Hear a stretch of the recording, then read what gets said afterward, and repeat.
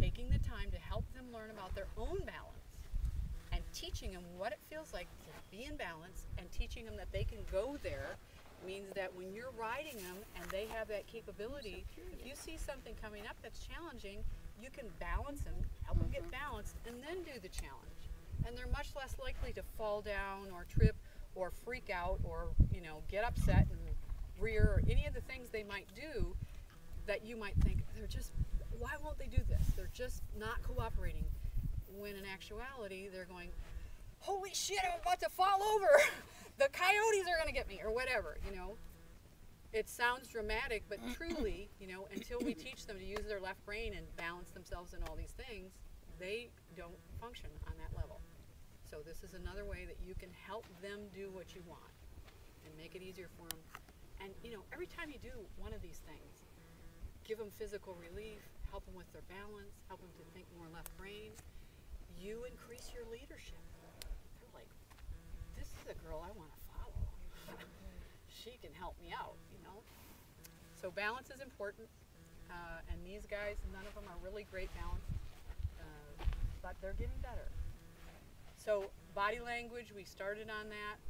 I'm going to do a little work on Antonio because he's reached a point where he's really obvious about his body language as we go. Right now, he's not terribly anxious, but his posture is extremely unbalanced. I mean, his back is dropped, his hind end is not engaged at all. It's like it's out there and he doesn't even know it exists. His neck is stuck in this posture. And if you push your neck forward right here and your head back and then try to do this, it's extremely uncomfortable. So he has a tremendous amount of tension right here on his pole all the time. You can even see in his face years of discomfort. Okay, and what I see are, and they're going away already. Like I said, he's much better. He has these permanent little wrinkles above his eye. And it's like he's been going for a long time. Oh. Okay? So that's not normal. That's not normal. Warriors, horses have personalities just like us. Warriors have wrinkles, or horses who've had chronic pain have wrinkles because they've been going for a long time.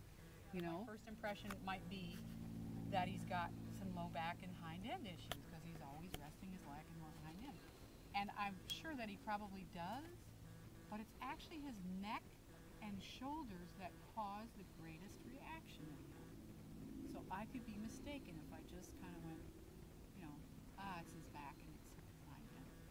I could really miss some important stuff if I did that. But because my thinking is because he's got what he's got going on up here with his fusion, it is affecting his sacral area. Undoubtedly. It's a disconnection physically. Undoubtedly. We know that he has a fusion of the vertebrae up there in his pole, and so he doesn't have normal movement. Anytime you don't have normal movement up in the top of your spine where it attaches to your head, you also aren't going to have normal movement lower in your spine.